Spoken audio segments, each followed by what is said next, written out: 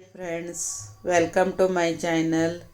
ಇವತ್ತು ನೋಡಿ, blouse ಪೀಸಲ್ಲಿ full design ಬಂದಾಗ ನಾವು ಯಾವ ರೀತಿ ಕಟಿಂಗನ್ನು ಮಾಡ್ಕೋಬೇಕು ಅಂತ, ನಮ್ಗೆ ಬೇಕಾಗಿದ್ದ ರೀತಿ ಯಾವ ರೀತಿ ನಾವು ಕಟಿಂಗ್ ಮಾಡಬಹುದು ಅಂತ ನಿಮಗೆ ಹೇಳ್ಕೊಡ್ತಾ ಇದ್ದೀನಿ. ನೋಡಿ, ಇದೀಗ ನೋಡಿ ಬ್ಲೌಸ್ ಪೀಸಲ್ಲಿ ಇದು ಫುಲ್ ಡಿಸೈನ್ ಬಂದಿದೆ. ನಮಗೀಗ ರೌಂಡ್ ನೆಕ್ ಬೇಕಾಗಿದೆ.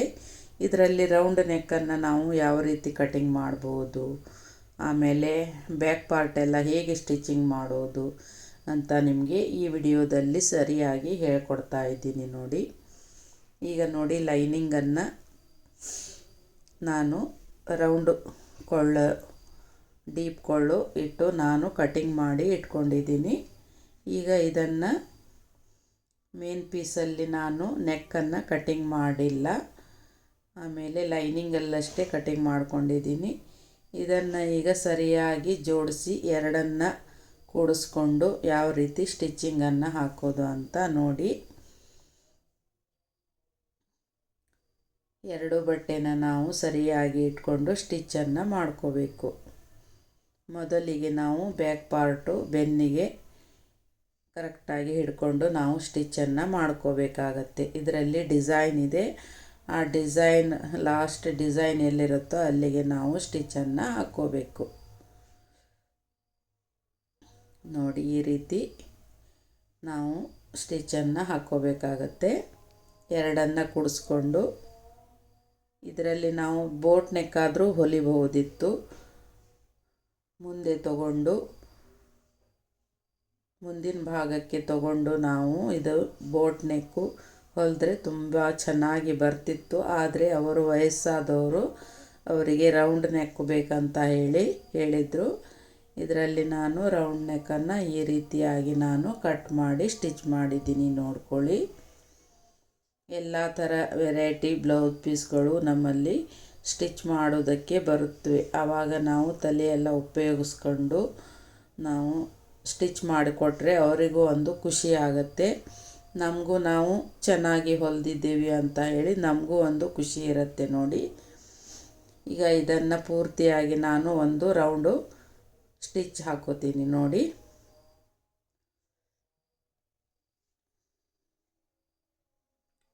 ಈ ರೀತಿ ನಾವು ಸ್ಟಿಚ್ ಹಾಕ್ಕೋಬೇಕು. ಲೈನಿಂಗನ್ನು ನಾನು ಕರೆಕ್ಟಾದ ಅಳತೆಯಲ್ಲಿ ಕಟಿಂಗ್ ಮಾಡ್ಕೊಂಡಿದ್ದೀನಿ. ಮೇನ್ ಫ್ಯಾಬ್ರಿಕ್ಕು ಸ್ವಲ್ಪ ಹೆಚ್ಚು ಕಮ್ಮಿ ಇದೆ, ಅದನ್ನು ಎಕ್ಸ್ಟ್ರಾ ಬಂದಿರೋದನ್ನು ಆಮೇಲೆ ಕಟ್ ಮಾಡಿ ತೆಗಿಬೇಕು. ಕರೆಕ್ಟಾಗಿ ನೀಟಾಗಿ ಬರಬೇಕಂದ್ರೆ ನಾವು ಅದನ್ನು ಮೇನ್ ಫ್ಯಾಬ್ರಿಕಲ್ಲಿ ನಾವು ಜಾಸ್ತಿ ಬಟ್ಟೆ ಇಟ್ಕೋಬೇಕಾಗತ್ತೆ. ಬಿಗಿನರ್ಸ್ಗಳಿಗೆ ಈ ಥರ ಸ್ಟಿಚ್ ಮಾಡಿದರೆ ಕರೆಕ್ಟಾಗಿ ನೀಟಾಗಿ ಬರುತ್ತೆ. ಈಗ ತಾನೇ ಕಲಿತಾ ಇದ್ದವರು ಈ ರೀತಿ ಕಟಿಂಗ್ ಮಾಡಿಕೊಂಡು ಲೈನಿಂಗನ್ನೇ ಅಟ್ಯಾಚ್ ಮಾಡಿಕೊಂಡು ಸ್ಟಿಚ್ ಮಾಡಿದರೆ ಬ್ಲೌಸಲ್ಲಿ ಯಾವ ಮಿಸ್ಟೇಕು ಕೂಡ ಆಗಲ್ಲ. ನೀವು ನಿಮಗೆ ಸರಿ ಆಗಲಿಲ್ಲ ಅಂದರೆ ಒಂದು ಗುಂಡು ಪಿನ್ನು ಹಾಕ್ಕೊಂಡು ಅಲ್ಲಲ್ಲಿ ಸ್ವಲ್ಪ ಗುಂಡು ಪಿನ್ನು ಹಾಕ್ಕೊಂಡು ನೀವು ಸ್ಟಿಚ್ ಮಾಡಿದರೆ ಇನ್ನೂ ನಿಮಗೆ ಈಸಿಯಾಗಿ ಬರುತ್ತೆ, ತುಂಬ ಈಸಿಯಾಗಿ ಬರುತ್ತೆ. ನಾನು ಇದರಲ್ಲಿ ಗುಂಡು ಪಿನ್ನು ಮತ್ತು ಏನೂ ಹಾಕಿಲ್ಲ, ಹಾಗೆ ಸ್ಟಿಚ್ ಮಾಡ್ತಾಯಿದ್ದೀನಿ. ನಮಗೆ ಪ್ರಾಕ್ಟೀಸ್ ಇರೋದ್ರಿಂದ ನಾವು ಹಾಗೆ ಸ್ಟಿಚ್ ಮಾಡ್ಬೋದು. ನಿಮ್ಮ ಪ್ರಾಕ್ಟೀಸ್ ಇಲ್ಲ ಅನ್ನೋರು ಗುಂಡು ಪಿನ್ ಹಾಕ್ಕೊಂಡು ಅಲ್ಲಲ್ಲಿ ಗುಂಡು ಪಿನ್ ಹಾಕ್ಕೊಂಡು ಕರೆಕ್ಟಾಗಿ ನೀಟಾಗಿ ಹಿಡ್ಕೊಂಡು ನೀವು ಸ್ಟಿಚ್ ಮಾಡ್ಕೊಳ್ಳಿ. ಈಗ ನೋಡಿ, ಇದು ರೌಂಡು ಶೇಪಿದೆ ನೆಕ್ಕೆಲ್ಲ. ಈ ಡಿಸೈನನ್ನು ನಾವು ರೌಂಡ್ ಶೇಪಿಗೆ ನಾವು ಸ್ಟಿಚ್ ಮಾಡ್ಕೋಬೇಕು.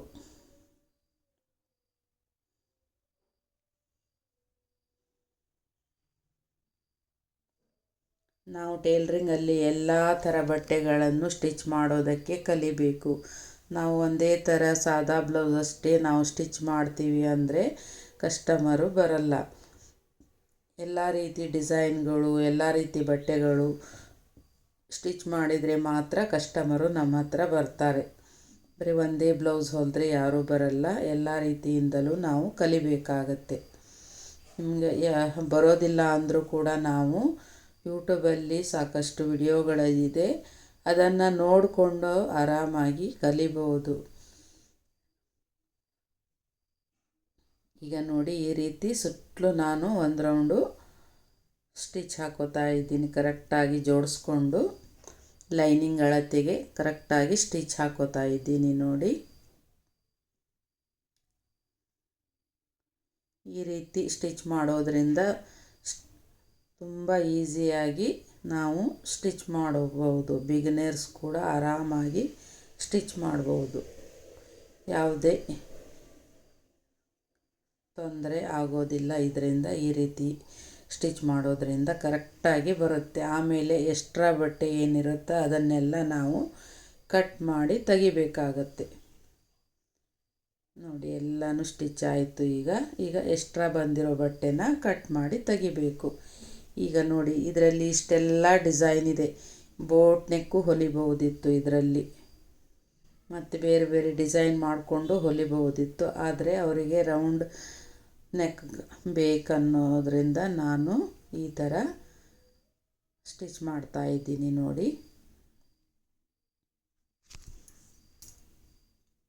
ನಿಮಗೂ ಕೂಡ ಒಂದು ಐಡಿಯಾ ಸಿಗ್ಬೋದು ಅಂತ ಈ ವಿಡಿಯೋ ನಾನು ನಿಮಗೆ ತೋರಿಸ್ಕೊಡ್ತಾ ಇದ್ದೀನಿ. ಬಿಗಿನರ್ಸಿಗೆ ಸ್ವಲ್ಪ ಮೊದಲು ಎಲ್ಲನೇ ಟಫ್ ಅನಿಸುತ್ತೆ ಅಂಥವರಿಗೆ ಈ ಥರ ವಿಡಿಯೋಗಳನ್ನು ನೋಡಿದರೆ ಅವರಿಗೂ ಕೂಡ ಒಂದು ಐಡಿಯಾ ಬರುತ್ತೆ. ಈ ಥರ ಬ್ಲೌಸ್ ಬಂದಾಗ ಅವರು ಕೂಡ ಈಸಿಯಾಗಿ ಕಟ್ ಮಾಡಿಕೊಂಡು ಸ್ಟಿಚ್ ಮಾಡ್ಬೋದು ಈ ಥರ ವಿಡಿಯೋಗಳನ್ನು ನೋಡೋದ್ರಿಂದ.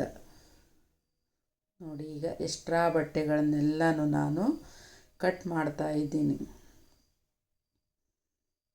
ಯಾಕಂದರೆ ಈ ಥರ ಬ್ಲೌಸ್ಗಳೆಲ್ಲ ಬಂದಾಗ ಒಂದೇ ಸಲ ಅವರಿಗೆ ತಗೊಂಡು ಸ್ಟಿಚ್ ಮಾಡೋದಕ್ಕೆ ಧೈರ್ಯ ಬರೋದಿಲ್ಲ. ಹೆದರಿಕೆ ಆಗುತ್ತೆ, ಏನಾಗುತ್ತೋ ಏನೋ, ಯಾವ ಥರ ಬ್ಲೌಸ್ ಬರುತ್ತೋ ಏನೋ ಅಂತ ಹೇಳಿ ಹೆದರ್ತಾ ಇರ್ತಾರೆ. ಈ ಥರ ವಿಡಿಯೋಗಳನ್ನೆಲ್ಲ ನೋಡಿದಾಗ ಅವರಿಗೂ ಒಂದು ಧೈರ್ಯ ಬರುತ್ತೆ.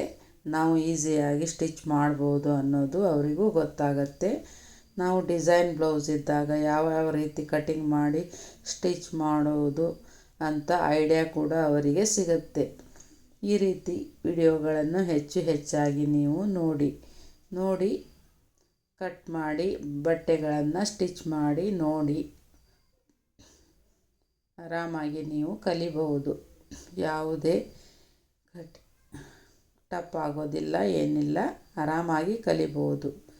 ಈಗ ನೋಡಿ ಎಲ್ಲನೂ ಕಟ್ ಮಾಡ್ಕೊಂಡಿದ್ದೀನಿ. ಈಗ ನೋಡಿ ರೌಂಡ್ ಶೇಪು ಈ ಥರ ಬಂತು. ಎಷ್ಟು ಕರೆಕ್ಟಾಗಿ ನೀಟಾಗಿ ಬಂತು ನೋಡಿ. ಈಗ ನಾವು ಬೆನ್ನಿಗೆ ಒಂದು ಟಕ್ಸ್ ಹಾಕ್ಕೊಳ್ಳೋಣ. ಟಕ್ಸ್ ಯಾವ ರೀತಿ ಹಾಕ್ಕೋಬೇಕಂದ್ರೆ ನಮಗೆ ಭುಜದ ಸೆಂಟರಿಗೆ ಟಕ್ಸ್ ಬರಬೇಕು. ಅರ್ಧ ಇಂಚು ಅಗಲ ತೊಗೋಬೇಕು, 4.5 ಇಂಚು ಉದ್ದ ತೊಗೋಬೇಕು. ಅಗಲಕ್ಕೆ ಅರ್ಧ ಇಂಚು ತೊಗೊಂಡ್ರೆ ಸಾಕು. ಉದ್ದಕ್ಕೆ 4.5ಇಂದ 4 ತೊಗೊಂಡ್ರೂ ಪರವಾಗಿಲ್ಲ, 4.5 ತೊಗೊಂಡ್ರೂ ಪರವಾಗಿಲ್ಲ. ಹೈನೆಕ್ ಆದರೆ 4.5ನೇ ಬೇಕಾಗತ್ತೆ.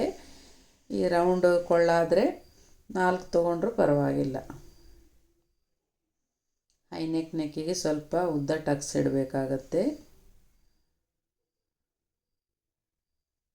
ನೋಡಿ ಈ ಥರ ಎರಡನ್ನು ಭುಜದ ಸೆಂಟರಿಗೆ ನಾವು ತಗೊಂಡು ಸ್ಟಿಚ್ ಮಾಡ್ಕೋಬೇಕು.